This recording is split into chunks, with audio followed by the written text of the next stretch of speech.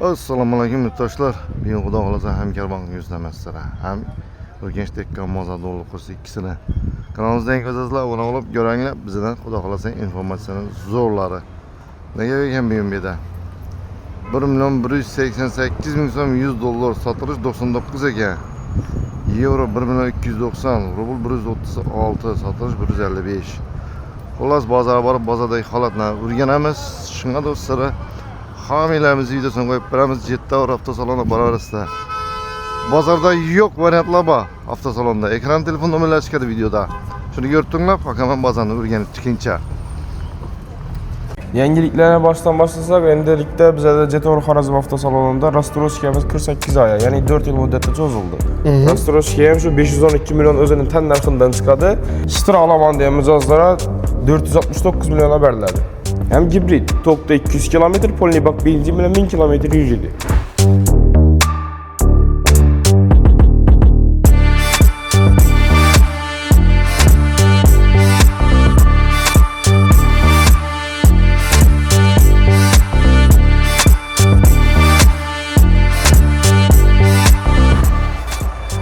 Dvestalı, semeyli maşin.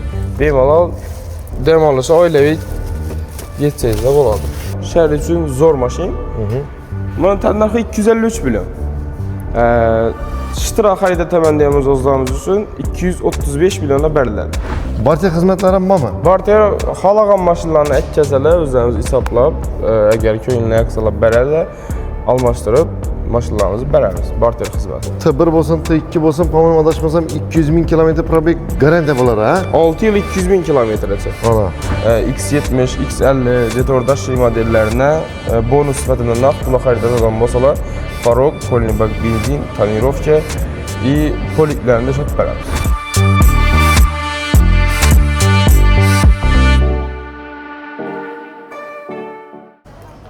Bozorga keladigan bo'lsak, bozorimizni ahvoli banknikidan yaxshiroq. $100 1.190 dan 1.195 ga o'tdi bozorda.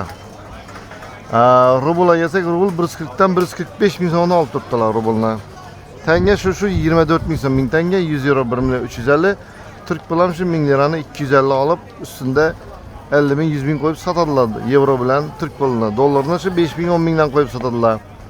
Bugungi yangiliklarimiz shuningdek, ko'na dollarga kelsak, ko'na dollardan shu 5000 so'm arzondan oladilar, yili ko'nalarni.